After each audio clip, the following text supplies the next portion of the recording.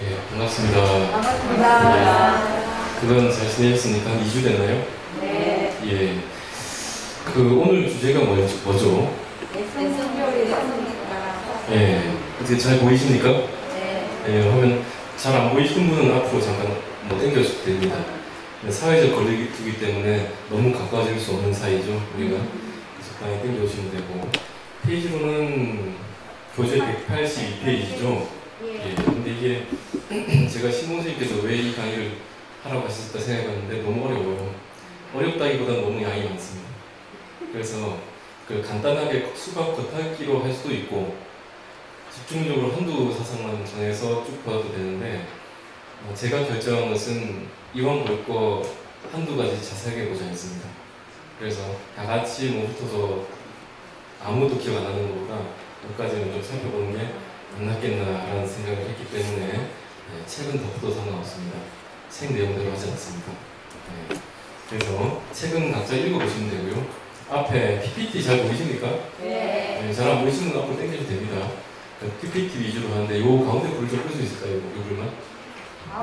여기 앞에 불만. 꺼지나요? 다 꺼야 되니까? 이렇게 하죠 뭐. 잠 옵니까? 네, 괜찮아요. 이렇게 하시죠. 네, 잘 보이시죠? 네. 예. 대승불교의 성립과 사상의 이해라는 제목인데 고민을 아까 좀 많이 했다고 했죠. 근데 고민할 거 없이 일단 고민 풀고 인사부터 합시다. 예, 국민순원 불교대학 여러분 반갑습니다.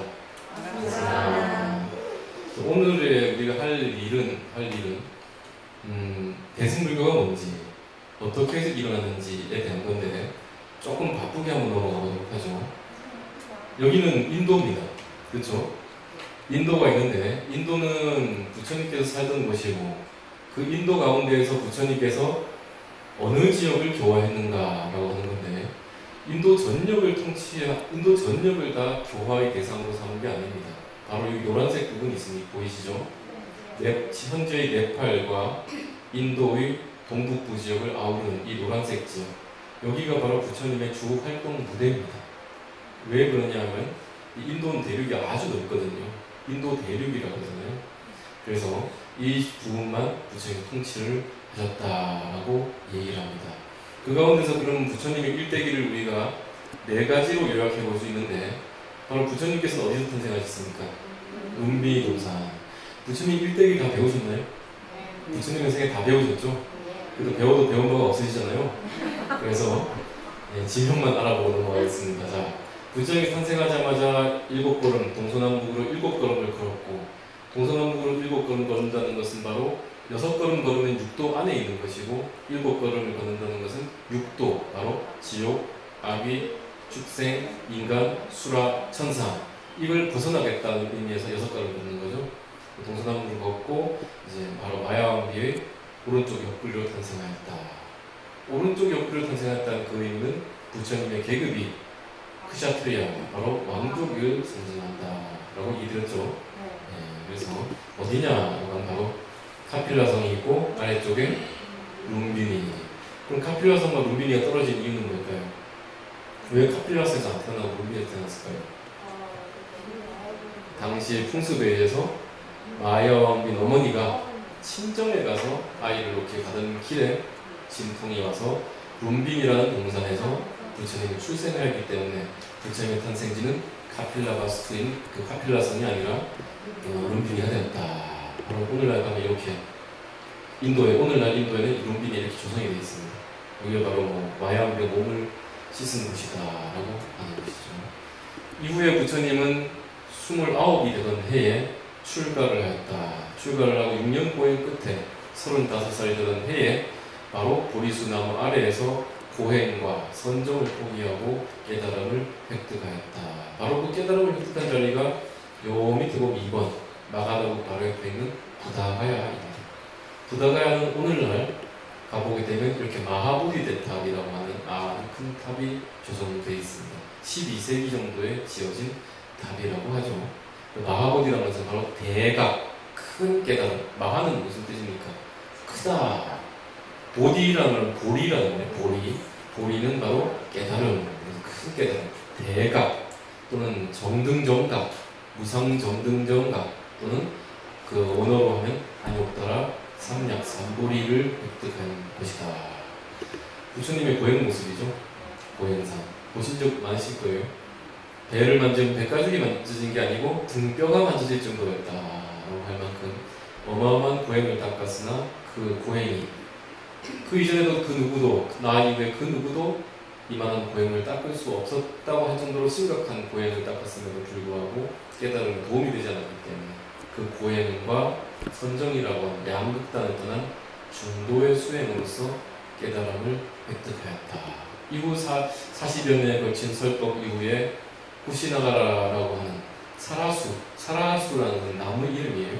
사라수 아래에서 우협과 오른쪽 옆구리를 땅에 대고 누운 채로 열반에 들어갔다. 완전한 열반에 들어가셨다라고 합니다. 그 열반한 자리가 바로 부다가 깨달음을 얻고 로기아원 최소설법 이후에 후시나가라에서 열반이 됩니다. 오늘날 후시나가라가 이렇게 되어 있습니다. 열반당이 조성되어 있고요. 내부에 들어가 보게 되면 여러 부처님 손으로 온 와불상이 조성되어 있습니다. 자, 여기까지가 부처님 인면까지의 대략적인 모습이고요. 부처님께서 열반에 드신 이후에 어떠한 사건이 일어나게 되는데 바로 부처님 반열반 이후에 반열반이라는 것은 그냥 열반이라고 한다면 깨달음을 열반이라고 합니다. 근데 반열반이라고 할 때는 앞에 반이라는 것은 원래 빠리 니르바나를 해석해요. 빠리라는 것을 빠리 이걸 은사해가지고 반 열반 이렇게 번역을 한 겁니다. 그래서 부처님의 반열반이라는 것은 부처님의 몸까지도 완전히 버려진 즉 죽음을 의미합니다. 근데 우리는 해탈 죽음을 통해서 몸이라는 번뇌까지도 완전하게 벗어버린 해탈을 하신 이후에 즉 부처님께서 열반하신 이후에 입적하신 이후에 모두 4차례에 걸친 뭐가 행해졌다고요? 결집이 행해졌다. 결집이라는 것은 인도말로 쌍기티라고 하는데 이 쌍기티가 뭐냐? 합송, 바로 모여서 읊는다, 모여서 외운다 이런 거예요. 바로 부처님의 말씀이 처음에는 문자로 기록되지 않았지만 다 같이 모여서 부처님 말씀의 진위 여부를 결정하고 확정된 말씀을 다 함께 합송하여서 어떻게 했다? 외웠다. 외워서 내려온 그 기간이 대략 600여 년이에요. 불교의 가르침은 지금 현재 여러분들께서 배우고 있는 부처님의 가르침이라고 하는 것은 물론 8만 대전이라는 것도 있지만 그 이전에 부처님께 남겨서 구구이 내려오던 그 아함의 가르침이랄까요? 그런 가르침들은 600여 년 동안 입에서 입으로 전해졌어요. 입에서 입으로 전해졌기 때문에 그 전승이라는 의미에서 아가마라고 부르고 이 아가마를 한문으로 바꿔서 아함 이렇게 부릅니다. 그 아함경이 바로 부처님의 초기 경전입니다. 그때 당시에 부처님의 그 말씀을 다 같이 모여서 진위 여부를 판단할 때에 나는 이와 같이 들었습니다. 여러분들도 그와 같이 들으셨습니까? 라는 그런 전통에 의해서 확인을 받는 그 전통에 의해서 여시야문 즉 이와 같이 내가 문 들었습니다 라는 말이 모든 경에 불설경의 앞에 자리 잡혀 있다. 이런 거죠. 됐습니까? 다 배우신 내용들이죠? 기억나십니까 이제? 저한테 배운 게 아니고 누구든 간에 불교대학이든 일대이든 그래서 배우셨죠? 네. 안 배웠다 그러면 뭐 어쩔 수 없고요. 배우는 없습니다.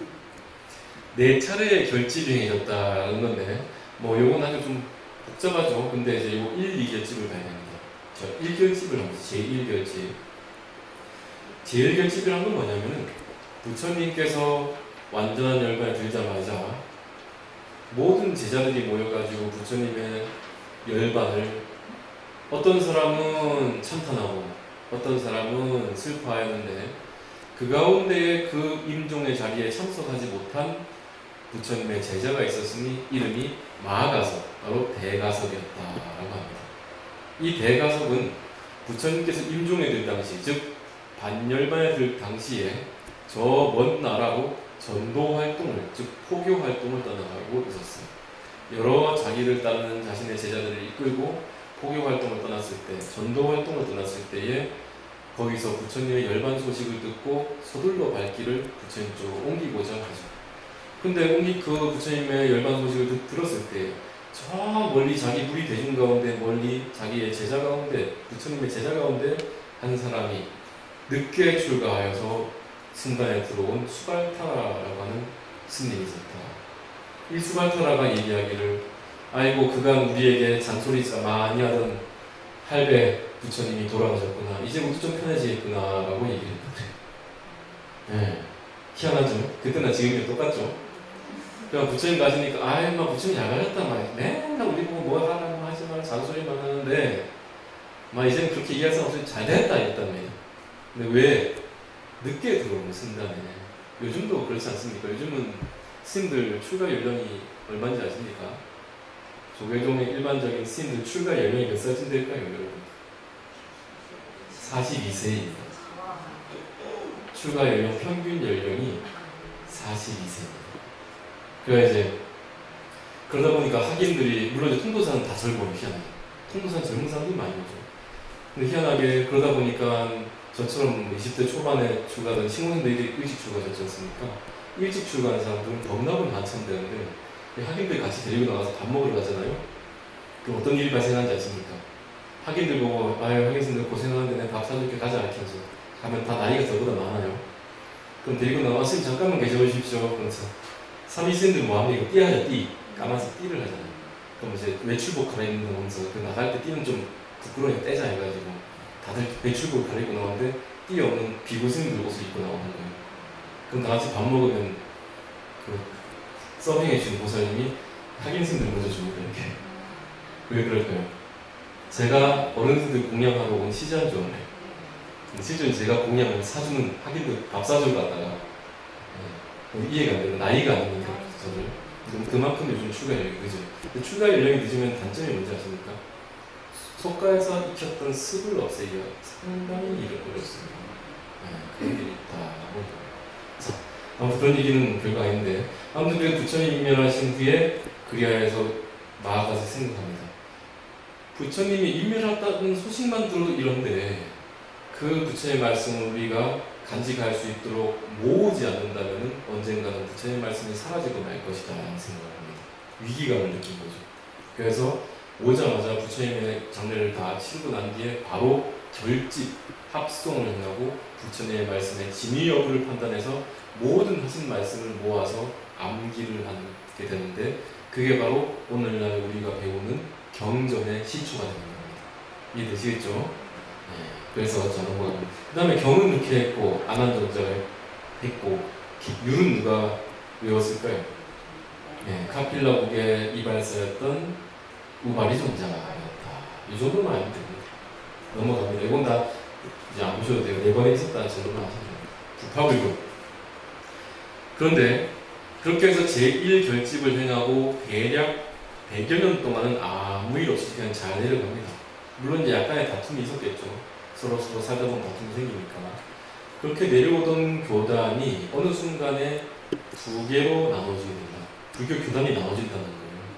오늘날 조계종이 있고 태고종이 있고 천태종이 있고 하잖아요. 그런 것처럼 종파가 나눠지게 됩니다. 왜? 서로의 생각이 다르기 때문에. 최초의 분열에 대해서 불교의 문헌에서는 2가지 이유를 드는데 첫 번째는 계율에 의해서 분열됐다. 두 번째는 그게 아니고 어떤 교리적인 이해 차이에 의해서 분열됐다라고 얘기를 하는데 뭐 2가지 다 맞지만 이게 조금 더 역사적인 것에 가까워요. 그런데 오늘 우리가 봐야 될 건 이게 더 중요합니다. 일단 무슨 내용인지만 볼게요. 계율적인 원인에 의해서 분열됐다라고 하는 것은 바로 이겁니다. 당시 부처님께서 살아계실 때 그리고 인멸하셨을 때에 인도에는 아주 부유한 도시가 있었으니 바로 바이샬리라고 하는 지역입니다. 이 바이샬리에 사는 비구 스님들은 좀 더 개방적인 사고를 가지고 있었는데 왜 그러냐? 대도시인 바이샬리는 상공업이 비교적 발달해갖고 상공업이 발달하니까 돈이 있어야 되잖아요. 화폐 중심의 상업이 발달한 지역이 있기 때문에 화폐가 들고 많은 사람들이 모여 장사를 하고 하는 대도시가 되고 도시이기 때문에 스님들 생각도 같을까요? 다를까요? 네, 자 쉽게 얘기해 봅시다. 저는 평소에 서울에 살거든요. 서울은 대한민국의 수도잖아요. 그래서 어른 스님께서 야 너 그 서울에서 뭐하냐? 그러면 네, 저는 수도에 살고 있는 수도승이라고 합니다 라고 얘기하거든요. 그쵸? 캐피탈 수도 아닙니까? 서울이. 한국의 수도. 수도에 사니까 수도승이죠. 그러면 수도승과, 즉 서울승과 흔히 쉽게 얘기해서 양산 통도사 스님들은 생각이 같을까요? 다를까요? 틀릴 수밖에 없어요. 저는 통도사 스님이지만은 서울에 가보면은 처음에는 서울 스님들이 좀 깍쟁이 같더라고요. 저는. 제 기분이 있는지 몰라요. 좀 깍쟁이 같은 게 있어요. 서울에서 출가하는 스님들이, 서울 사람들이. 물론 서울 사람들은 기분 나쁠 수 있지만, 근데 이제 스님들도 마찬가지로 결국 그도 그렇듯이 도시에 살고 있는 스님들과 말 그대로 농촌에 살고 있는 스님들, 시골에 살고 있는 스님들은 사고의 차이가 날 수밖에 없어요. 대도시는 사회의 변화 속도가 빠르고 뭔가 급변하잖아요. 뭔가 많이. 그러니까 뭔가를 빨리빨리 받아들여야 되기 때문에 개방적일 수밖에 없고 좀 더 유연한 사고를 가질 수밖에 없어요. 그래야 적응을 하니까요. 하지만 시골은 어떻습니까? 그대로 유지되는 경우가 많죠. 그냥 예전에 해왔던 것도 유지되거나. 그래서 보통 스님들도 농촌에 있으면은 또 시골에 있으면 좀 더 뭐랄까 고지식한 면이 있어요. 근데 또 도시에 사는 분들은 조금 더 좀 개방적이면서 좀 어떻게 보면 좀 스님 같지 않은 느낌도 좀 있어요. 희한하게. 그와 같이 바이샬리도 마찬가지로 이 바이샬리에 있는 스님들이 도시에 살고 있는 스님들이기 때문에 좀 더 개방적이고 유연한 이해관, 사고방식을 가지고 있었고, 이 유연하고 개방적인 사고방식이 어디에서 드러나느냐? 계율을 지키는 데에도 드러났다. 계율에 있어서 부처님께서 또는 대가섭이 지켜야 한다고 남긴 그 계율을 있는 그대로 지키는 것이 아니라 사회의 변화에 따라서, 사회가 더 빨리 바뀌니까요. 사회의 변화에 따라서 계율이 좀 수정되어야 된다는 입장이었거든요. 그래서 이 바이샬리 스님들이 계율에 대해서, 자, 넘어가 볼게요. 여기 바이샬리 어디 있냐면 여기 있어요. 여기 보이시죠?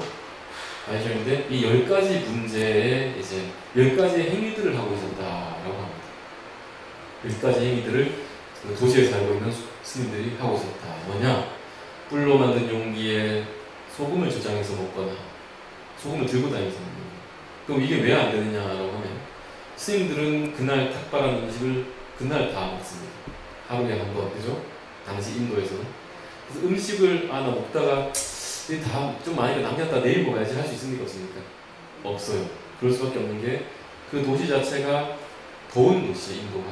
날이 덥고 또 뭔가를 두고 먹는다는 것은 탐심의 발로이기 때문에 그렇게 못하게 합니다. 기후적인 요건과 또 수행적인 요건에 의해서 음식을 두고 먹지 못하는데, 그러면 소금은 음식입니까? 아닙니까? 아니에요? 그럼 설탕은요? 사탕은요? 꿀은요? 자, 소금이 음식이다. 손 한번 들어보세요. 소금은 음식이다.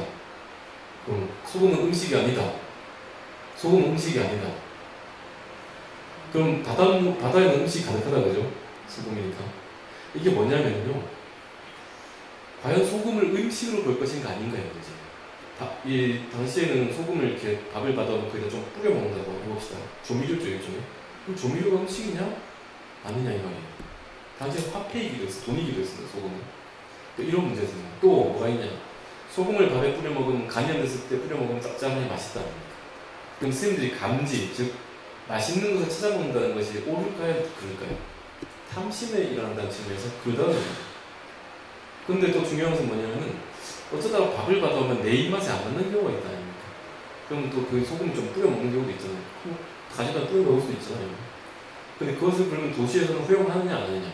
바이샬리 도시 기구들은 허용 좀 하자. 기존의 농촌의 스님들은 안 된다. 이렇게 의견이 대립한 겁니다.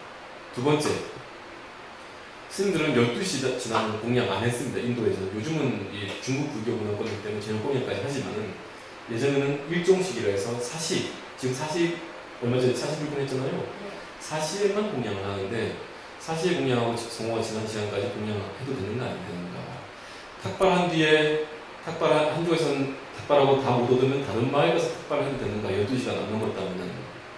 네 번째, 포살이라는 것은 스님들이 다 같이 모여서 참여를 하는 건데 그 참여 의식을 원래 다 같이 하라고 했는데 따로 해도 되는가. 간단하게 넘어갈게요. 그 다음 다섯 번째, 뭔가를 의사결정할 때는 스님들은 만장일치제인데 만약에 그 의사결정, 논의에, 회의에 참석하지 못한 사람이 있으면 우리가 먼저 결정해서 그 사람에게 알려줘도 되는가. 별거 아니죠, 그죠? 이건. 또는 스승님이 했던 어떤 일들을 내가 그대로 따라서 간섭적으로 행해도 되는가? 오후가 되면은 밥을 안 먹는데 액체는 가능한데 액체 가운데 우유는 괜찮은가? 발효되지 않은 야자제, 즉 주스를 마셔도 되는가?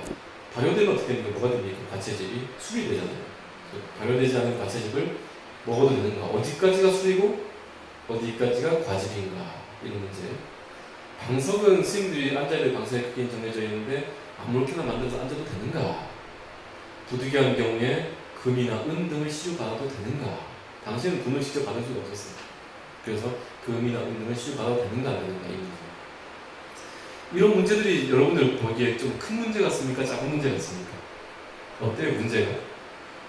뭐, 요거, 예를 들어서 스님들이 뭐, 탁발하고 딴 데서 좀 더 먹고, 예를 들어 못 얻는 경우도 있잖아요.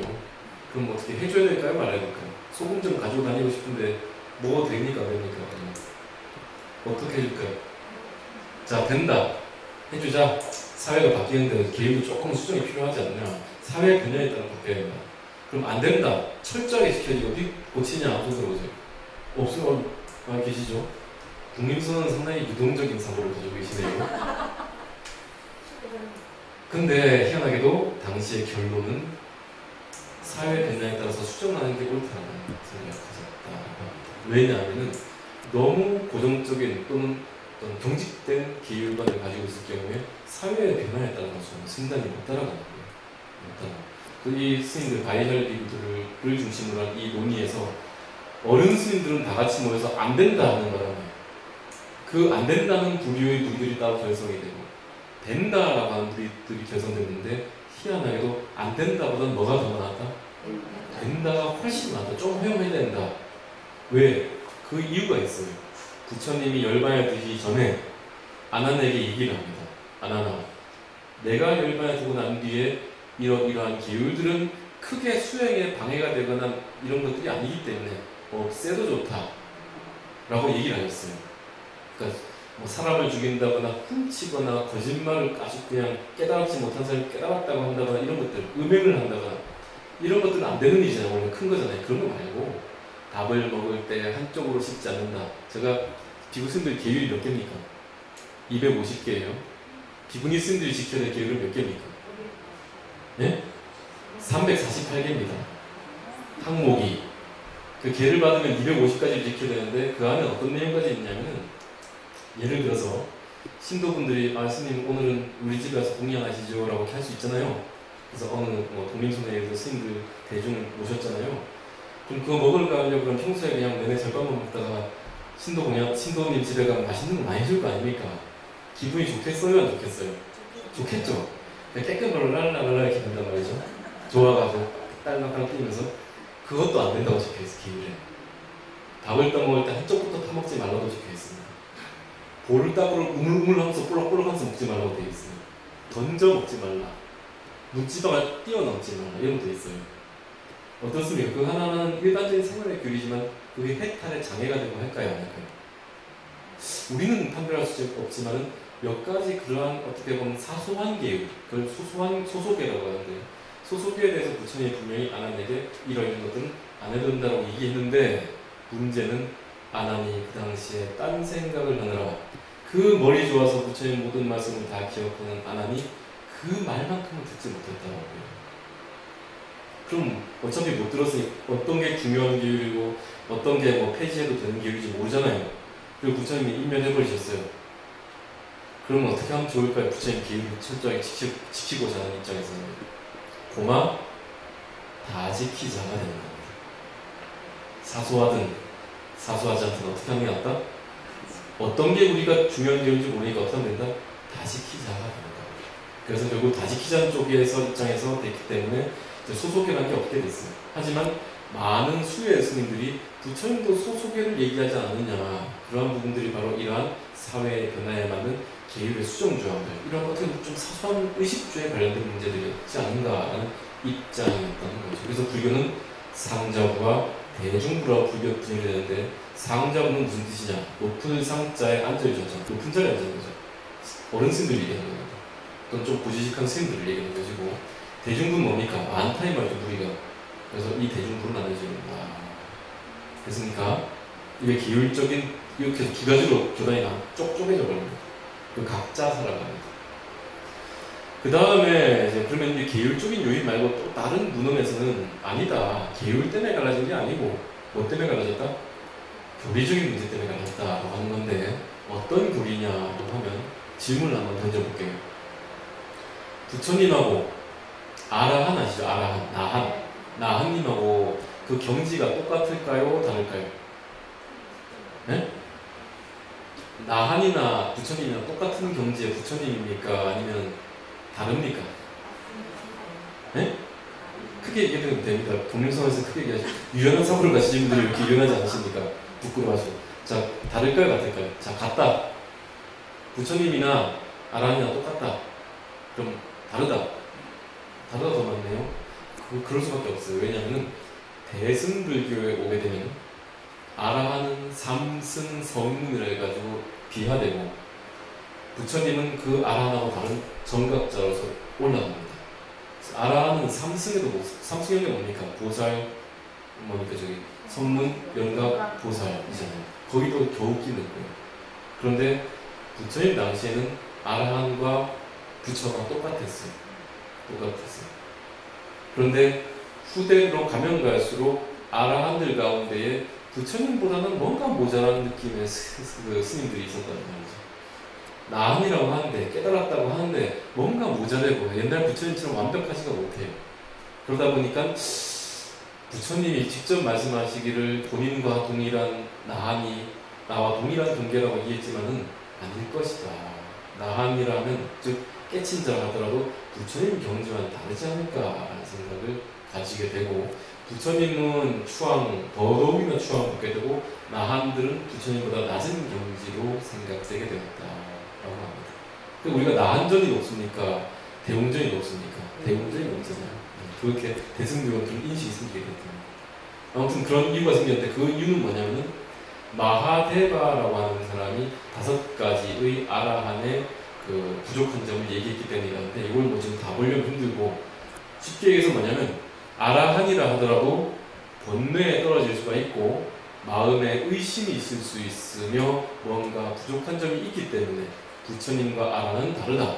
부처님은 아라한보다 더 높은 존재이며 깨달은 스님이라 할 수 있는 아라한은 부처님보다 낮은 존재다라는 의식에 빠지게 됐다라고 얘기를 합니다.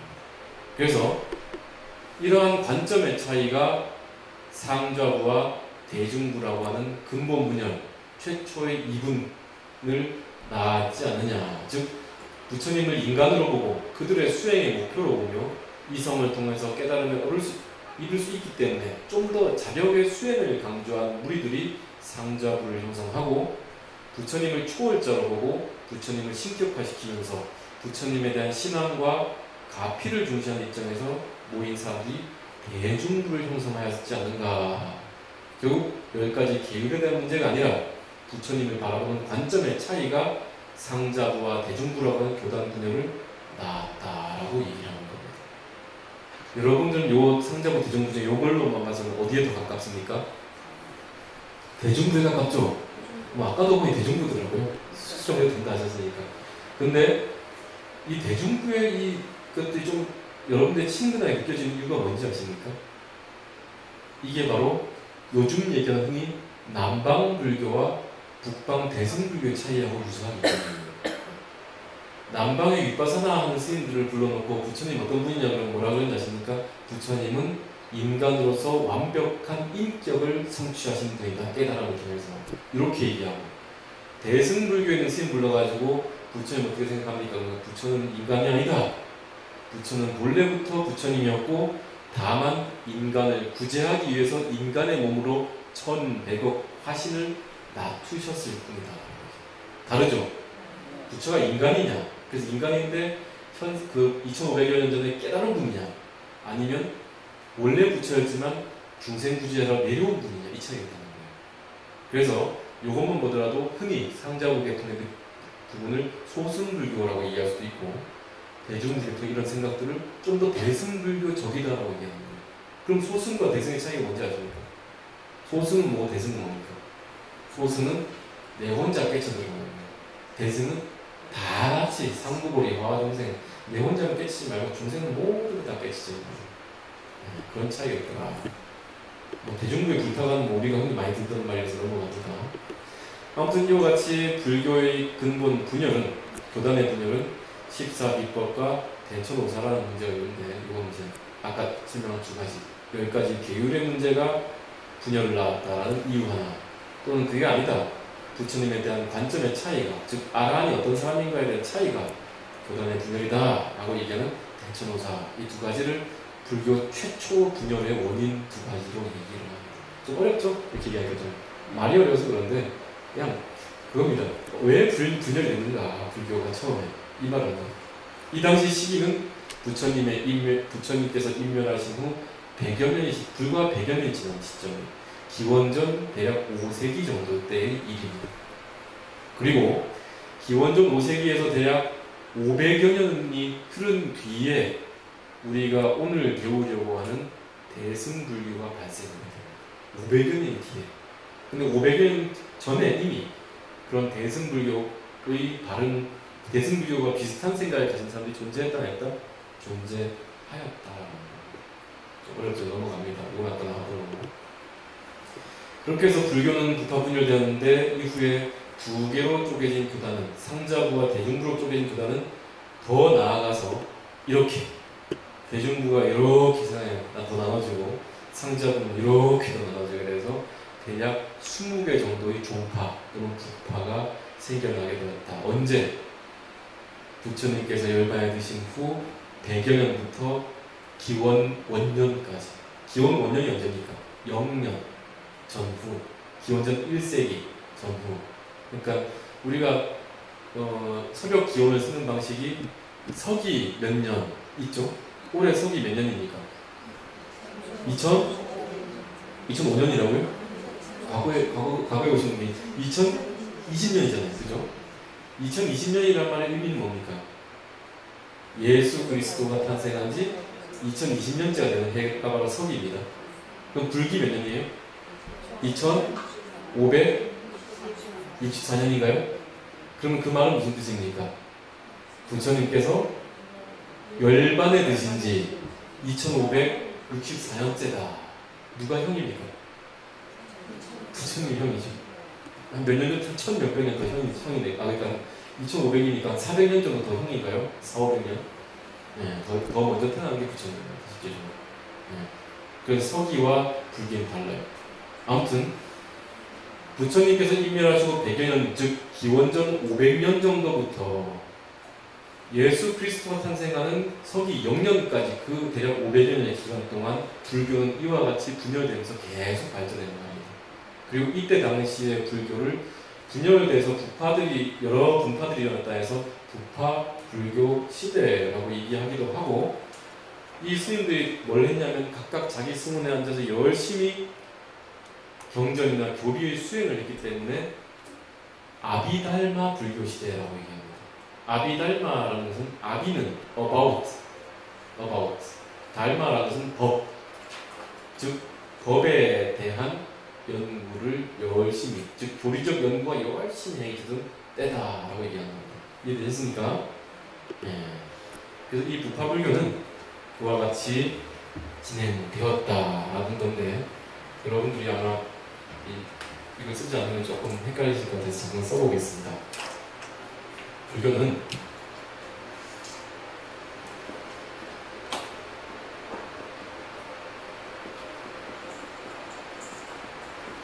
초기에 근본 불교 시대가 있고요,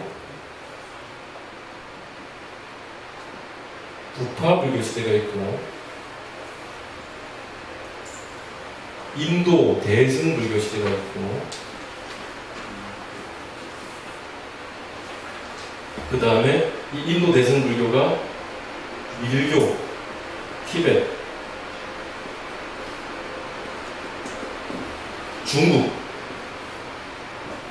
중국의 대승 불교, 이렇게 전해지게 됩니다. 그런데 이 기점이 불멸이라는 말은 부처님께서 돌아가신 뒤, 인멸을 드신 뒤 100년, 인도 대승불교를 할 때 대승이 붙잖아요. 이제 대승불교 시대는 이거 바로 서기 1세기 전,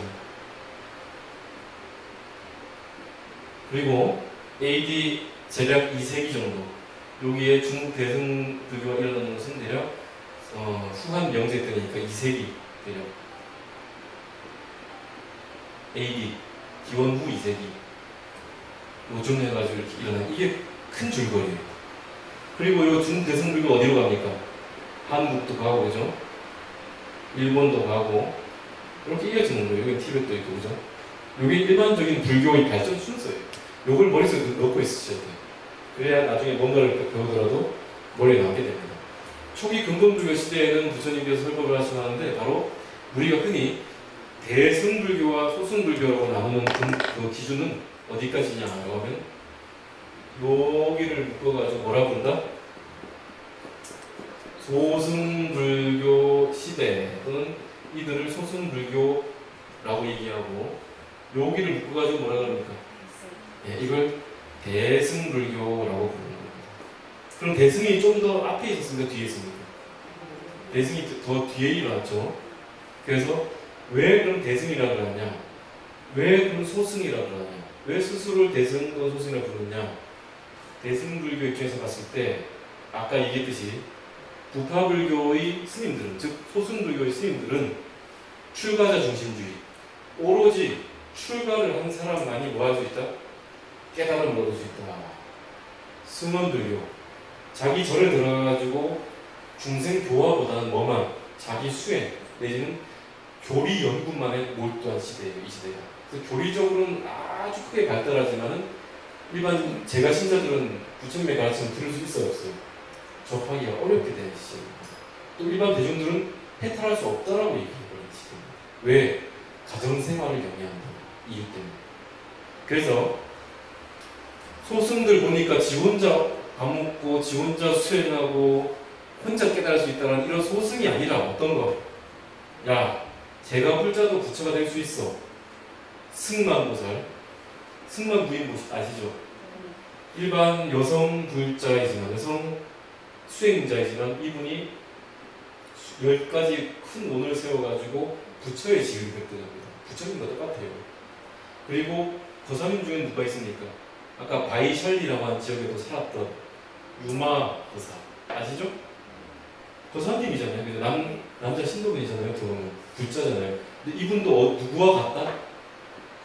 부처와 같아요. 왜? 유마거사나 승만보살이나 다 같이 보살로서 동일하다. 결혼을 하고 사회생활을 영위하는 수행자로서의 제가 보살이 있는가 하면 그 말고 출가해서 머리를 깎고 살고 있는 출가자, 즉 출가 보살도 있더라. 그럼 요분들은 뭐예요? 제가 보살이죠? 그럼 뭐만 차이가 있는 거예요? 출가했냐 안 했냐 이 차이가 있고 뭐가 공통적이에요? 니는 애나 다 보살이 집에 있든 출가해서 사찰에 있든 누구나 다 보살이기 때문에 어떻게 할 수 있다? 상구보리 하와 중생을 실천하고 육바라밀의 수행을 통해서 누구나 다 뭐가 될 수 있는 거예요? 부처가 될 수 있어요. 근데 소승불교는 뭐라 합니까? 아니야. 제가자는 부처가 될 수 없어. 또는 오로지 승원에 모여 앉아가지고 난해하고 어렵게 그지없는 불교 연구에만 매달리고 있었다는 거죠. 그러다 보니까 어떻게 됩니까? 일반 민중들이 어렵잖아요. 여러분들 스님들 공부하는 한국 얘기는 쉬워요, 어려워요? 어렵잖아요. 그러면 어려우니까 알 수가 있어요, 없잖아요. 그와 같이 괴리가 되는 거예요. 머리 좀 떨어져요. 부처님의 근본 뜻은 그게 아니었잖아요. 모든 중생을 다 끌어안고 혜택을 이끌고자 하는 거잖아요. 그런데 점점 대략 500~600년에 걸린 이 시간 동안 민중들이 점점 불교로부터 멀어지고 자기네들의 수행만을 중시하는 그런 불교 풍토가 생겨나고 불교가 난해하고 어려워졌기 때문에 이제는 새로운 불교를 해야 된다라고 하는 대승불교 운동이 일어나고 대승불교의 중심자들에 의해 가지고 부처님을 신앙하고 믿고 다 함께 부처를 이루고자 하는 그런 대승불교가 일어났다. 그러니까 대승 입장에서는 이 사람 말할까? 아이고 니들은 혼자 그렇게 수행하다 가라. 니들은 소승이야 이렇게 얘기하고. 소승은 뭐라고 그럴까요? 우리가 언제 부처님을 신으로 모셨느냐? 너희들이 부처님을 신으로 모셨느냐? 부처는 신이 아니다. 부처는 인간일 뿐이다. 부처는 그저 이 생에 깨달은 사람일 뿐이다. 대승불교는 아니다. 부처님은 옛날부터 어떤 분이다? 이미 부처였고 본래 불이었고 중생을 제도하기 위해 내려왔기 때문에 우리가 그분을 신앙하고 믿고 따를수록 그분의 과피와 나의 수행력이 만나져서 해탈을 이룰 수 있다라고 얘기합니다. 이해되십니까? 대소승의 차이가 이해되세요? 이해되시나요? 완전히 생각이 달라요. 완전히. 그래서 대승불교가 일어난 시기가 바로 서기 1세기 전후였다. 그러면 대승불교가 왜 일어나느냐? 누구에 의해서 일어나느냐? 그거에 대해서는 여러 가지 말이 있습니다. 요 그림 보이십니까? 네, 산치데타, 인도 중인도 지방에 있는 산치데타, 아쇼카라고 하는 전륜성이 세운 탑인데 이 대승불교는 여러 가지 이유로 발생했다라고 얘기를 합니다. 그 중에 첫 번째가 바로 심리학적 영감설인데, 즉 어떤 영감을 받아가지고 영적인 가뭄을 받아가지고 대승불교가 일어났다는 건데, 제가 넘어가 볼게요. 권력 다툼에서 밀려나서 산속으로 들어간 소승불교를 신앙하는 출가자와 불pháp 신앙자들의 선정에 들어가는 거예요. 선정에 딱 들어가 보니까 누가 보여요? 그 선정 상태에서? 부처님을 만나는 거예요. 선정 상태에서. 그 부처님으로부터 어떤 가르침을 듣고 그 가르침을 경으로 남김으로써 대승불교도들의 경전이 생겨났다. 법화경, 화엄경, 열반경 등등. 그리고 그런 경전을 통해 가지고 대승불교가 일어나게 되었다라는 사람의 주장이에요.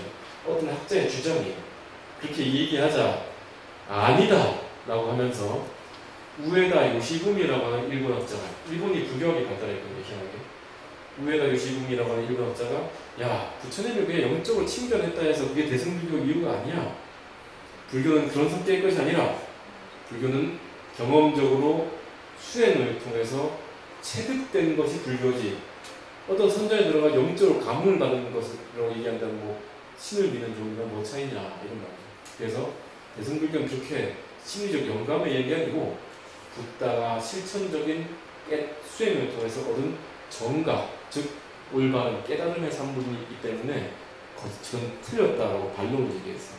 그냥 넘어가는데 이런 그러니까. 그러자 이제 대중부 기원설이 등장하는데 뭐냐? 그게 아니고 실질적으로 대중부라고 하는 그 부파가 있었죠. 아까 상자부와 대중부가 있었잖아요. 근본분열 당시에.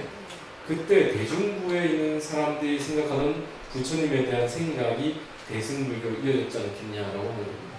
잘 보세요. 우리가 대승불교 같잖아요. 부처님은 중생을 제도하기 위해서 인간의 몸을 나섰다든지, 부처님은 원력으로 탄생했다든지, 부처님의 몸은 번뇌가 없는 무릎법이라든지, 부처님께서 하신 말씀이 모두 진리라든지, 이런 것들이 다 우리가 지금 생각하는 부처님 좀 더 신격화된 부처님들이에요. 대승불교의 입장은 부처님이 좀 더 신격화되어 있는 상태다. 이런 얘기들이 나오다가 그렇지가 않다, 또 이렇게 서로 이렇게 논쟁을 벌이는 겁니다. 대승불교가 일어난 것은 이 부파불교, 소승불교 시대가 사라지고 대승불교가 일어난 것은 제가자들이 그 당시에 부처님의 불pháp을 중심으로 부처님을 그리워하고 부처님을 흠모하고 부처님을 떠올리면서 참탐함과 동시에 신앙적인 행위가 발생하게 되었고, 이 제가 신자들, 제가 불자들, 출가하지 않은 스님이 아닌 일반 불자들이 불pháp을 중심으로 모여서 행하던 신앙이 바로 대승불교의 모습이었다. 그렇기 때문에 신앙을 했기 때문에 부처님이 어떻게 되는 겁니까? 신격화가 되는 거예요. 그 당시 스님들은 어떨까요? 부처님 인간이다. 우리도 부처가 될 수 있다. 수행만 하면 된다. 그런데 요 불pháp을 중심으로 고사들 공양물을 올리고, 그죠? 물도 올리고, 그 중에 절도 하면서 어떻게 합니까? 아유, 부처님 어떻게 된가, 우리 집 잘 되게 해주셔서 할 거 아닙니까? 그래서 그러한 행위가, 즉, 제가 신자들이 대승불교를 일으켰다. 이렇게 얘기하는 말이 있는 거예요. 이게 바로 히라카와 아키라라고 하는 교수가 얘기해요. 대승불교는 부파승단에 있었던 출가한 스님들이 아니라 그 불pháp을 중심으로 독자적인 종교 활동을 하고 있었던 제가 불자들이 만든 종교다. 만든 불교다. 스님들은 관념 있어요, 없어요? 없다. 이렇게 얘기한 겁니다. 어떨까요? 여러분들 생각 어떻습니까? 과연 예를 들어서 지금 한번 생각해보세요. 지금 대한민국 조계종이 좀 시끄럽잖아요. 약간 어떨 때는 속 시끄러운 우리 그냥 조계종 탈종하고 다 같이 새로 제가 불자 연대를 만들자 하면 어떨까요? 하나의 종파가 탄생할 수 있겠죠? 근데 문제점이 하나 있겠네요. 요즘은 그나마 여러 가지 언론 매체나 이런 걸 통해가지고 또는 책을 통해가지고 불교 사상을 접할 수 있어요, 없어요? 있지만 당시에는 경전이나 이런 것들은 누구의 전문이었을까요? 네. 경전이나 논설이 스님들만이 전문적으로 볼 수밖에 없어요. 왜냐하면 언어 자체가 산스크리트로 되어 있습니다. 그러니까 쉽게 얘기해서 불교 경전이 지금 한문으로 되어 있죠. 한문 경전 갖다 주시면 물론 한문 잘하시는 분들 있겠지만 전문적으로 읽을 수 있어요, 없어요? 없어요. 스님들 이해하는 맛이 다르겠죠. 그래서 제가자들이 대승불탑을 통해서 신앙생활을 하다가 대승불교를 일으켰다는 생각에 반대하는 사람이 생겨나기 시작합니다. 그래서 어떻게 하느냐, 그게 아니고 제가 사사키 시시크라는 교수님 저도 그전에 만나봤는데 그게 아니고 이렇게 되는 겁니다. 이게 제가자들만의 힘으로 대승불교라고 하는 커다란 불교 세력을 형성하기 힘들었을 것이다. 당시에 북파 불교 승원 안에서 수행하는 스님들 가운데에 그 스님들도 여러 가지 스님이 있잖아요. 어떤 분은 자기 수행만 하는 스님이 있고 또 어떤 스님은 어떻습니까? 우리 신공상처럼 포교를 하면서 신도들과 다 함께 부처님 가르침을 하려고 하는 사람도 있을 거 아닙니까? 저는 그런 거 별로 안 좋아해서 혼자 그냥 공부하고 소스입니다, 소스. 근데 신공상 어떻게 합니까? 국립선 싣고 어쨌든 간에 불자들이 많은 부처님 가르침을 듣도록 하려고 하시잖아요. 그런 생각 가진 사람도 있겠죠? 그럼 이미 여기서부터 제 생각하고 스님 생각 어떻습니까? 그렇죠. 그 당시에도 저 생각처럼 안에다가 아니 스님 좀 신도분들 만나주시고 포기 안 하거나 공부만 한다 하고 있는 사람이 있는가 반면에 야 그래가지고 니 혼자 해탈해봐야 뭔 소리야. 그건 소승이야. 다같이 해탈해야 하면서 포기를 하는 분이 계실 거 아닙니까? 생각이 다르다는 거 한번 쓴다는 얘기죠. 그럼 이제 저 같은 경우는 골방에 들어앉아 있으면 어떡합니까? 이렇게 포교 활동을 하면 어떻게 돼요? 신도분들이 모이고 스님과 제가 신자들이 함께 뭐가 돼서 주축이 돼서 다 함께 부처가 되는 부처되기 운동을 할 수 있는 거죠. 그래서 오늘날 결론은 요 교류에 다 제가 불자 처음에는 어떤 영감을 얻어가지고 아 부처님 만나가지고 그걸 통해 기록해가지고 대승교가 일어났다. 아니다. 무슨 영감만 그러면 기독교가 뭐가 다르냐 이런 거죠. 실제로 신을 믿는 종교가 깨달음을 통해서 얻은 정각의 산물을 통해가지고 했다. 아예 아니다. 제가 불자들이 모여서 힘 합쳐서 으쌰으쌰해서 이렇게 스님단과 다른 그룹을 형성해서 대승불교가 됐다. 아니다. 어떻게 제가 불자들만의 힘으로 되겠느냐.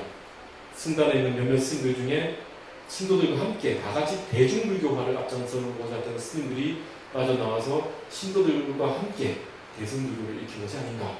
이런 결론까지 온 거예요.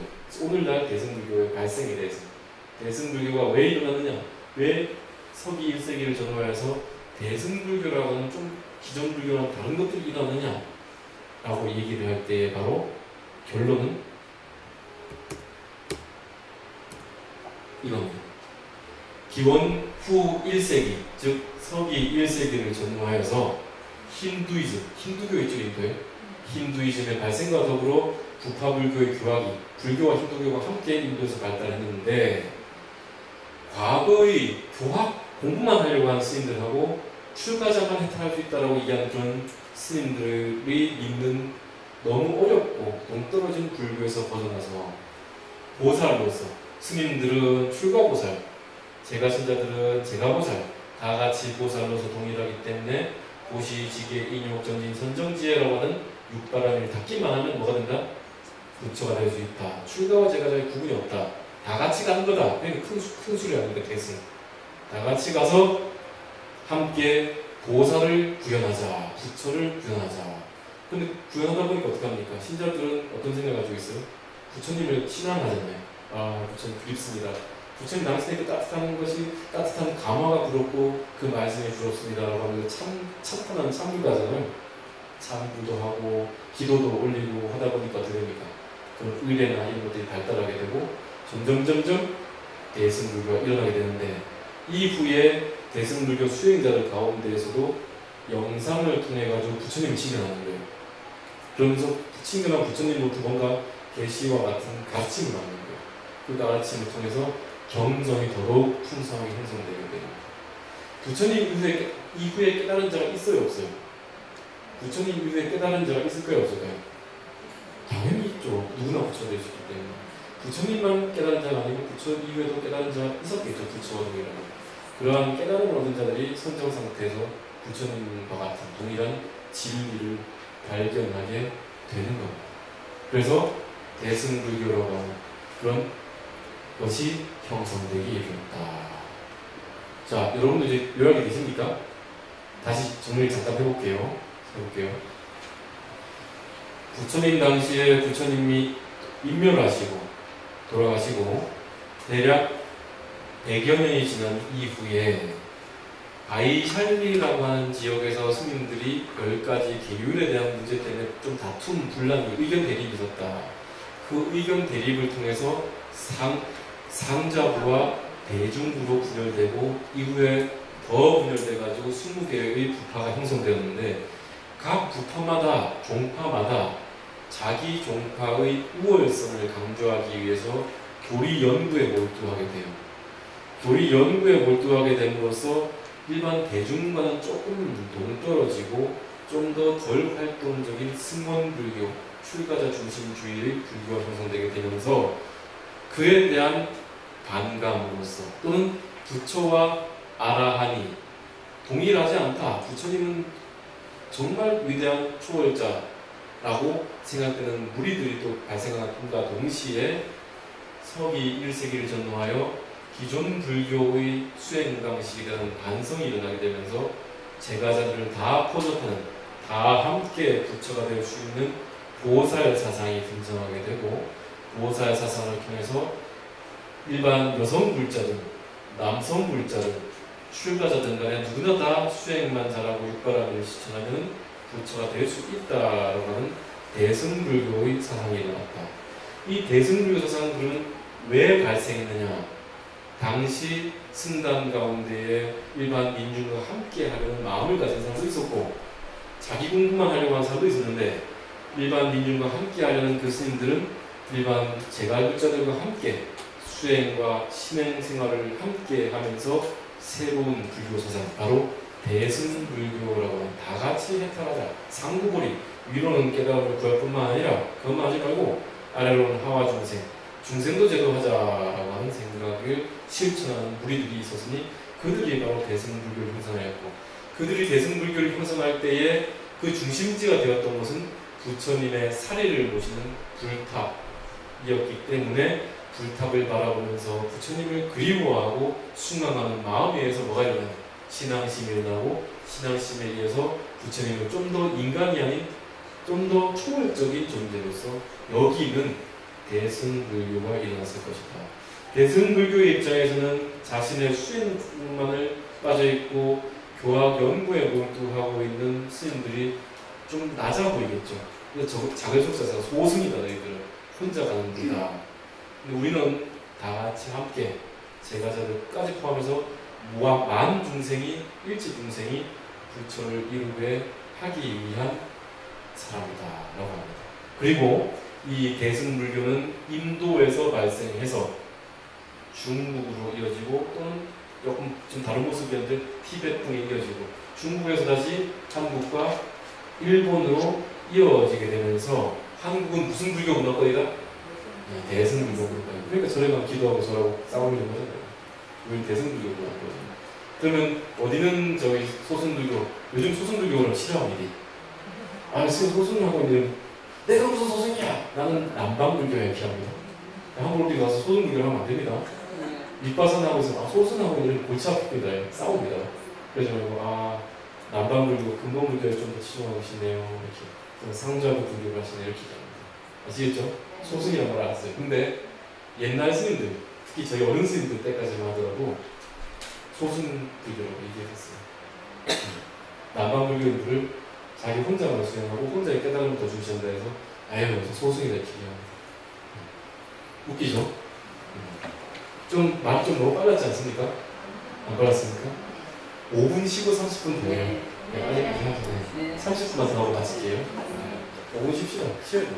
저도 힘들어요. 5분 쉬십시오.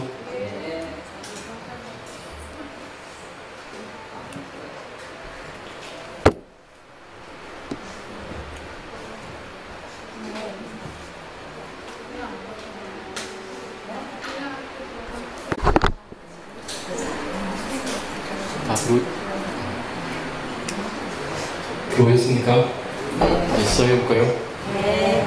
이게 참 수업 전에 쉬는 거하고 수업 끝나고 쉬는 거하고 비교가 될 수 없을 만큼의 더 감로와 같이 달콤한 시간이 바로 수업 중간에 쉬는 건데 포기할 수 없습니다. 자, 대승불교가 워낙 스펙트럼이랄까요? 이 범위가 넓거든요. 그래서 뭐 다른 건 보지 못하고 우리가 한 가지만 기억합시다. 소승불교와 대승불교의 핵심적인 차이는 부처가 인간 부처가 몇억 겁생을 거친 수행을 통해 가지고 드디어 부처를 이룬 것이냐, 고타마 시타르타라고 하는 인간이 그 전생에 오래도록 수행을 하는 그 어마어마한 삼아승지 100겁의 수행을 통해 가지고 이번 2500년 전에 고타마 시타르타라고 하는 한 인간이 깨달음을 얻어서 비로소 부처가 되고 열반에 들어서 완전한 열반에 들어간 것이냐라는 관점 하나, 이게 바로 소승불교의 관점이에요. 대승불교는 그게 아니에요. 부처님은 본래부터 뭐였다? 진리예요. 진리란 말은 부처와 동격이에요. 본래 진리로 당체로서의 비로자나 불이 있잖아요. 아이로차나 진리 당체로서의 광명부인 부처님이 본래 부처의 상태로 존재하다가 중생을 구제하기 위해서 어떻게 한 겁니까? 일부러 청정법신 비로자나 불이 아미타 부처님이나 이런 부처님 되면 법신, 보신이 되고 인간 세상에 내려와서 인간과 똑같은 몸을 지니고, 왜? 인간이 얘기하면 인간을 제도할 수 있기 때문에 인간이라는 몸 1100억 개의 모습으로 나타날 수 있는 그 부처님이 인간의 모습으로 나타나가지고 정반왕과 마야부인 사이에 태어나 드디어 중생을 구제한 것이냐, 그렇게 본다 그러면, 즉 본래 부처가 중생을 구제하러 온 것이라고 본다면 무슨 불교? 대승불교예요. 이해되십니까? 딱 차이 인정되세요? 인간이 깨달아가 부처가 된 것이라고 보면은 소승, 본래 부처가 중생을 구제하러 온 것이라고 보면 일부러 몸을 바꿔가지고 나타나서 중생을 구제하기 위해서 인간으로 태어났다고 보면 뭡니까? 부처. 그럼 그렇게 나타난 인간, 즉 대승불교에서 본래 부처가 인간의 모습을 놔두었다가 중생을 구제하기 위해서 놔두었다고 한다면 그 부처가 행하는 모든 행위들은 뭐예요? 번뇌가 있어요, 없어요? 없죠. 왜 없느냐라고 하면 해도 한 바가 없기 때문에, 일부러 한 거기 때문에. 중생을 구제하기 위해서 생로병 사의 모습을 보이고, 죽어도 죽은 바가 없고 태어나도 태어난 바가 없어요. 구례부동 명의불이에요. 구례부동 옛적부터 부동 한 번도 움직인 적이 없어요. 그 본래 자리에 그대로 있는 것이 바로 뭐다? 부처다. 이게 대승불교겠죠. 불교. 됐습니까? 여러분들은 뭐가 맞다 생각하십니까? 뭐가 맞는 것 같아요? 둘 다 맞아요. 자, 넘어가 보겠습니다. 그래서 대승불교가 마침 일어나자 부처님에 대한 찬양과 순모와 또 그분의 가피를 바라는 그런 일들이 일어났고, 그 당시 모든 대부분의 제가불자들은 그와 같이 부처님에 대한 그리움에 빠져 있었다. 여러분들 부처님이 힘든 일과 부처님 의지하고 싶잖아요. 그렇습니까? 그 종교라는 것은 그 종교 가운데서도 기복이라는 것은, 즉 바랄 기자의 복복자, 복을 바란다는 그 얘기는 나쁜 게 아니에요. 제가 일전에 외국인 모 스님이 한국 불교는 기복 불교에서 싫다, 나는 한국 불교를 떠나고자 한다라고 했을 때에 그 스님의 그 글, 트위터인가요? 페이스북인가요? 댓글에 이렇게 달았습니다. 과연 스님께서는 기복 불교가 뭔지 알고 계십니까? 기복에 대한 정의가 먼저 이루어져야만 그 기복이 좋다 나쁘다라고 비난할 수 있는 겁니다. 기복이라는 것은 모든 종교의 출발점이고 모든 중생들이 종교적 신성을 갖기 위한 출발점이 됩니다. 하지만 그것을 불교의 입장에서는 그 기복을 끝까지 가지고 가는 것이 아니고 그 기복에서 시작해서 작복과 해탈로 나가는 것이기 때문에 기복은 모든 사람들, 모든 중생들이 종교로 들어오게 하는, 종교적 신앙심을 갖고 수행의 길로 들어서게 하는 출입구와 같습니다. 라고 얘기했어요. 안 그렇습니까? 기복을 부정해버리면 종교적 신성으로 들어갈 수가 없습니다. 우리는 여러분들이 왜 절에 다니셨어요? 대부분 좀 젊으신 분들이 절에 들어온 이유는 아이들 입시기도 할 때예요. 입시기도 때 절에 다니기 시작해요. 그전엔 별로 관심이 없다가 아이들 입시기도 하면 주변에서 좀 뭔가 좀 해봐야 되지 않을까 이 생각하면서 절에 온 경우가 진짜 많습니다. 또는 퇴직하고 있다 보니까 뭔가 인생에 대해서 많이 겪어보셨잖아요. 그리고 뭔가 좀 허전한 마음도 있고 또 몸이 아프다가 이렇게 뭔가를 갈구하거나 원한다는 것은 바로 기복이에요. 나의 삶이 좀 더 나아지고자 하는 거예요. 기복은 모든 종교의 시작이자 해탈로 들어가는 입구가 되는 거예요. 그래서 저는 개인적으로는 기복을 부정하지 않습니다. 기복을 해야 종교적 신성이 생기지만 기복에 빠지면 안 된다는 거예요. 그것만 해가지고 기복은 어디 가서 막 부당 재신해 보면 붓하고 이것만 복달라 이러면 이제 그게 말 그대로 잘못된 기복이지만은 기복은 처음에 종교를 맞이하고 들어가는 출발점이라는 의미에서는 필요하다. 이해되십니까? 네. 그래서 제가 그 밑에 좀 심한 말이지만 그래서 과연 스님이 기도를 제대로 해본 적이 있습니까? 라고 하셨어요. 예, 기도를 해본 사람은 압니다. 정말 죽을 정도로 기도를 해본 사람, 가만히 생각을 목타고 두드려보고 부처님을 불러본 사람은 어떤 것이 기복의 진짜 의미인지를 깨치게 됩니다. 안 해보고 맨날 참선만 앉아있으면 압니까? 모르죠. 소승이 됩니다. 대승은 계속 기복 신앙심에 발로를 보는 겁니다. 그렇다고 제가 대승을 믿느냐? 꼭 그런 것도 아니에요.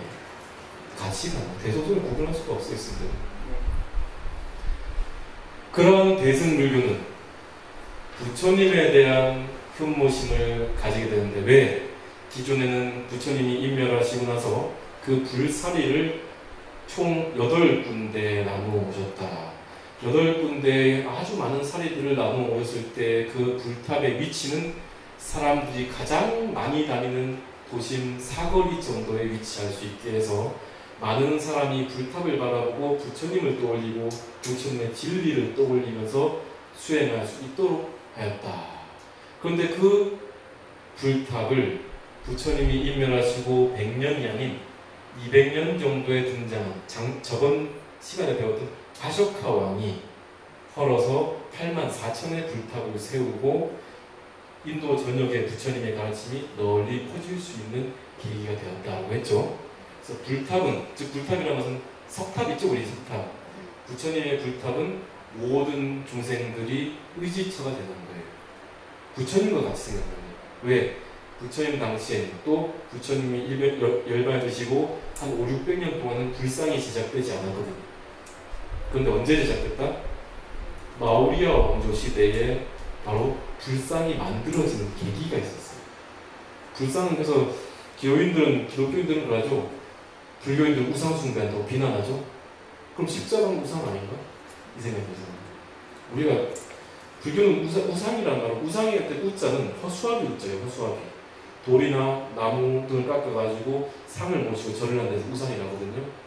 그런데 불교는 불상을 모시는 그 의례가 부처님 당시부터 있었던 게 아니고 5, 600년이 지난 후에 일반 민중들의 필요에 의해서 만들어지기 시작한 게 불상이에요. 그리고 우리가 불상을 모시는 이유는 부처님을 숭배하기 위함입니까? 그렇죠? 하나님을 숭배하고 예수님을 숭배하기 위해서 부처님을 만들어요? 아니에요. 우리가 부처님 모시고 그분의 복덕과 지혜를 닮아가고 언젠가는 나도 뭐가 되겠다? 당신과 같이 부처를 이루겠다. 즉 부처를 닮아가겠다는 의미예요. 숭배가 아니에요. 숭배하면 우상 숭배겠지. 그들이 얘기하는. 하지만 불교는 숭배가 아니고 우리가 부처님 모시는 그분의 진리성을 존경하고 그분이 가진 지혜를 존경하고 그분이 가진 어마어마한 복덕과 그 가피력을 존경하는 의미에서 공양을 드리고 전하는 거예요. 우상 숭배 의미와는 철저하게 다르다라고 말씀을 드립니다. 그 불상의 출현 계기가 그러니까 불상을 숭배하지 않으니까 어떻게 합니까? 나중에는 옛날에 다나천년선사가 추워가지고 어느 절에 갔는데 너무 추운 거라 깨달은 것은 다나천년선사로 중국의 선사가 있어요. 이 다나천년선사가 가가지고 이제 있으니까 부처님 불상이 떠 앉아있던 길 위에 우리 여기 법당처럼 그러니까 부처님 등을 떠 올라타면서 불상 위에 등을 떠 어부바에 올라타면서 아이고 여기가 있으니 좀 편하구나 이럽니다. 그러자 그 절에 있던 노스님이 만약 그 노스님이 깨치지 못한 사람이 뭐라고 그랬겠어요? 불사에 어디 올라가고 이렇게 할 거 아닙니까? 그런데 그 노스님도 도가 있는 분이라가지고 불사에 올라가는 그 다나선사를 보고 아이고 천연덕스럽구나 이렇게 얘기합니다. 그러니까 이름이 붙어가 다나천년선사, 천연덕스럽다. 이 다나천년선이 그렇게 해가지고 서로 이신전시된 거예요. 상에 매이지 않는 공성이. 어느 날 어느 수행체에 갔는데 그 방을 객스님 오셨어요? 저 방에 주무세요 이렇게 하는 거죠. 그 다나천년선사가 이제 가가지고 그 방에 자려고 들어가니까 냉골 추워도 그렇게 추울 수가 없어요. 자다가 안 돼가지고 일어나 보니까 법당에 나무로 깎아 만든 불상이 떠 있거든요. 그 도끼를 하나 또 들고 와가지고 불상을 팹니다 이렇게 장작 패듯이. 예. 그리고 불상을 들고 와가지고 불쏘시 이렇게 쓰고 있어요. 불 떼가지고 방에 들어가서 아이고 이제 좀 살까 방수 있으니까 어떻게 됐겠습니까? 대중들이 난리가 나요. 감히 부처님을 도끼로 세상에 썰어가지고 나무 목불을 태워가지고 불을 떼고 있으니 그래서 아니 이 중이라고 하는데 이 스님이 어디 부처님을 함부로 내려다가 태우냐 이렇게 하니까 다나천년선사가 천연덕스럽게 얘기하기를 아이고 사리가 좀 나올까 할까 싶어가지고 나비를 한번 해봤다 이럽니다. 부처님 태우면 뭐가 화장을 해서 나비에 뭐가 나와요? 스님들이랑 무슨 사리가 나올까요? 사리가 나올 줄 알고 나비를 좀 해봤다 이럽니다. 그러자 그 대중들이 무슨 목불상에 사리가 나오냐 태워가지고 예? 스님이 생각이 있어 없어요. 그러니까 그 다른 천연사 또 뭐라고 할게요? 그럼 태워서 사리가 안 나올 거야. 그게 무슨 부처고 이럽니다. 이길 수 있어요 없어요? 예, 불교는 이와 같이 우상을 숭배하는 게 아니에요. 부처님의 상을 보시는 것도 뭐예요? 수행으로 도상을 당하기 위한 방편을 삼아서. 그런데 제가 이런 말을 한다 해서 여러분들이 정말로 그러면 나도 내일 추운데 때려 가야지 이렇게 하면 안 됩니다. 왜 안 되는지 아십니까? 왜 안 되냐면은 우리가 중생심식을 가지고 잘못 생각하게 되면 큰일 나요. 왜냐면 처음 처음 수행에 들어가는 분에 있어서 제일 중요한 게 뭔지 아십니까? 믿음, 신, 해, 행, 증. 믿어서 들어가면은 해, 배우고 여러분들까지 불교에서 배우고 이해하고 행, 배운 것을 실천하고 증, 깨달아 들어가는 거예요. 근데 처음에 믿음의 눈이 완벽하지 않으면 뒤에가 이어질 수 있어요 없어요?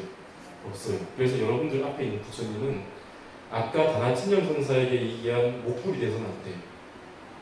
살아있는 부처가 돼야 돼요. 100%. 제가 어릴 때 11살 때 절에 들어갔거든요.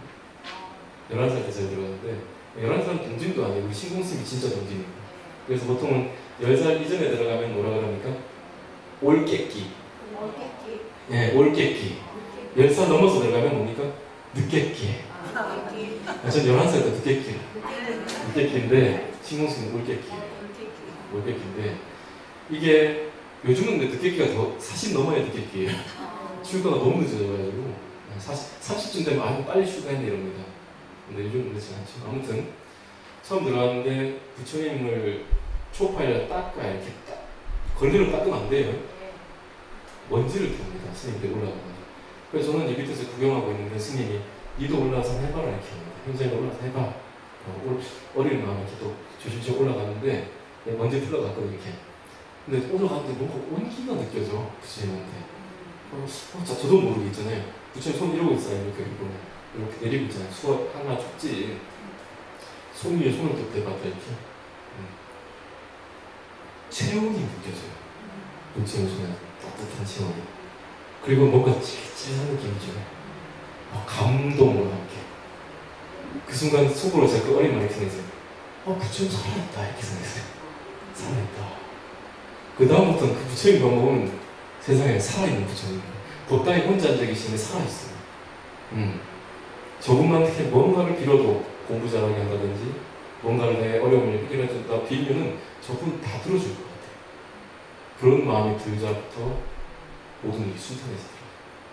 순탄하게 책을 보든 뭐 일을 하든. 그래서 지금에 와서 돌이켜 생각해보면 그때 그 어린 시절 순수성만큼은 따라갈 수 없지만 그때 그런 순수한 100%의 믿음이 나를 더 좋은 길로 안내해 주지 않았는가 생각합니다. 여러분들도 마찬가지로 신의 행정의 4단계를 나아갈 때에 100%의 믿음, 부처님에 대한 100%의 믿음과 그분이 나의 모든 것을, 즉 내가 가진 모든 어려움을 다 그분께 맡길 수만 있다면요, 다 해결돼요. 근데 그런 마음이 일어나서 정말 해결될까? 이런 순간 어떻게 됩니까? 도로 안 믿다. 1%라도 하긴 기도는 올리다 해서 올리는데 되려나? 이러면 어떻게 됩니까? 안 돼. 안 된다. 무슨 말씀인지 알겠죠? 이런 얘기를 했지 갑자기? 자, 넘어갑시다. 수업인데 법문을 하고 있구나. 자, 마오리아 왕조 시대 그러한 불상의 의미를 아시겠죠? 우상이 아니에요. 우리는 부처를 뭐 해가는 거다? 닮아가는 거다. 아버지와 아들이 아버지와 어머니를 닮아가듯이 닮아가는 것이다.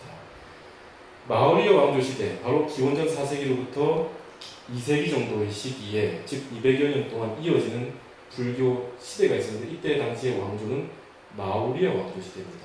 이 마오리아 왕조 시대를 잠깐 보게 되면요, 여기 보이십니까?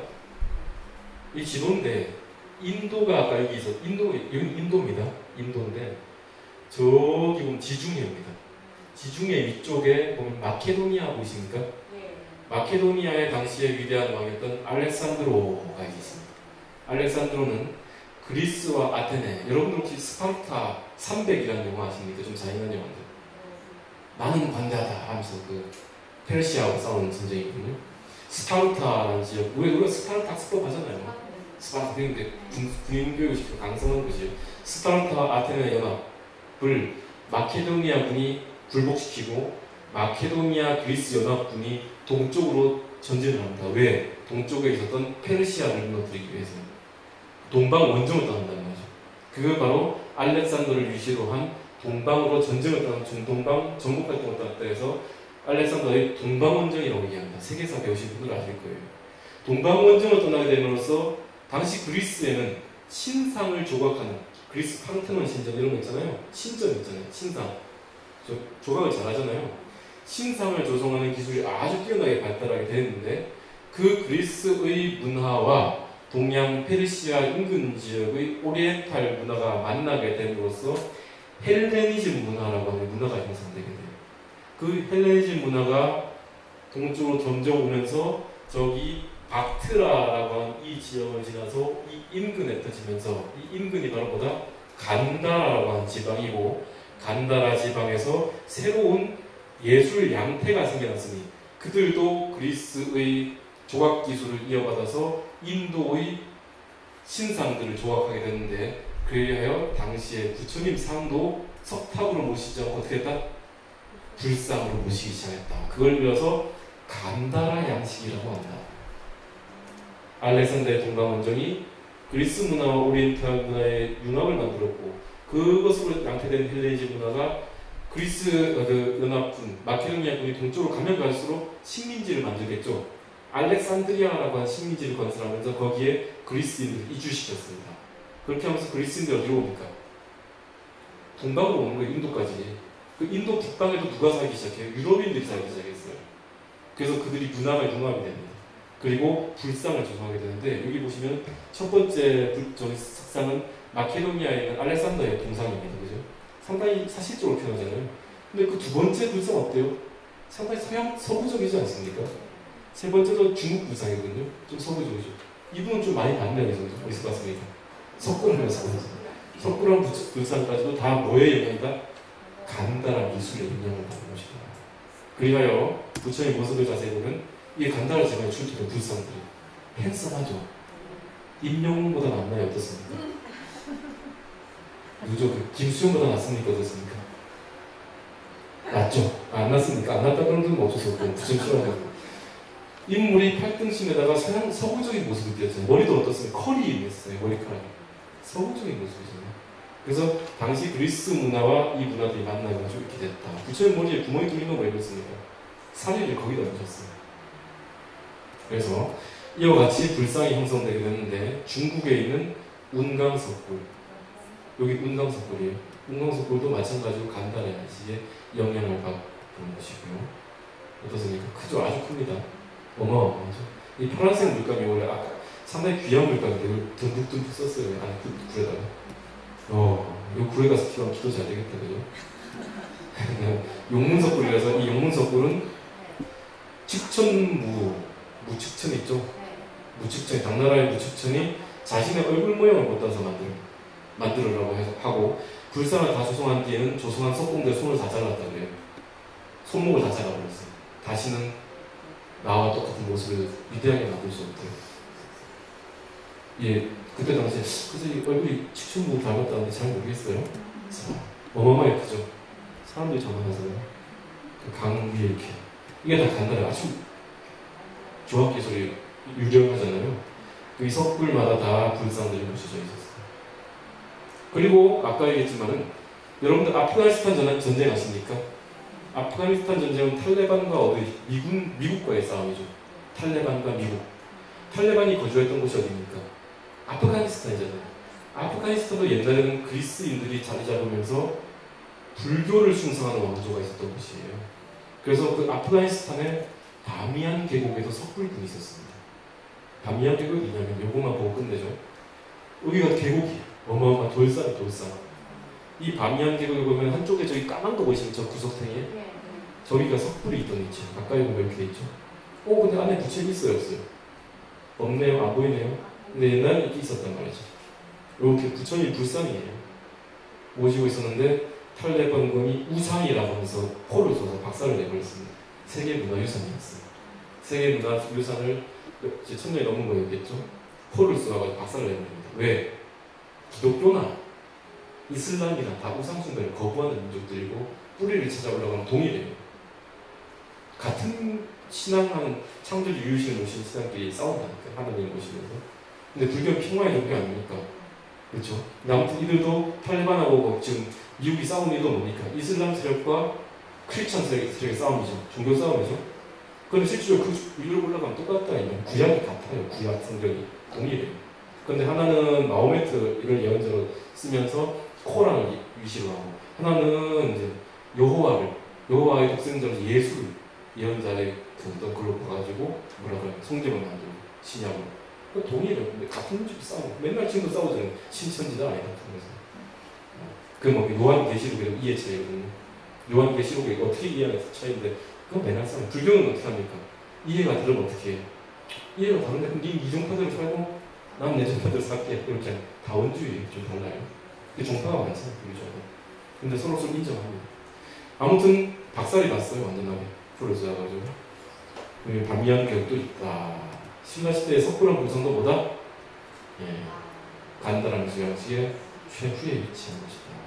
그것은 바로 이 알렉산더 대왕의 동방원정에 의한 것이고, 이러한 동방원정의 결과로 발생한 불상의 조성은 후대에 더욱더 대승불교의 신앙심을 고취시키고 불교를 좀 더 신앙화할 수 있는 형태로 나타나면서 대승불교의 발달을 이끌었다. 그래서 오늘 우리가 불상을 모신 이유도 바로 이러한 이유가 있다라고 얘기하면서 1시간 반 다 됐어요. 끝냅시다.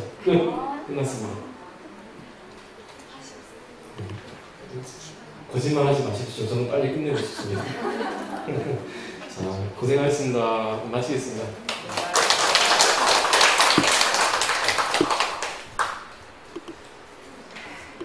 벌써 끝났어요?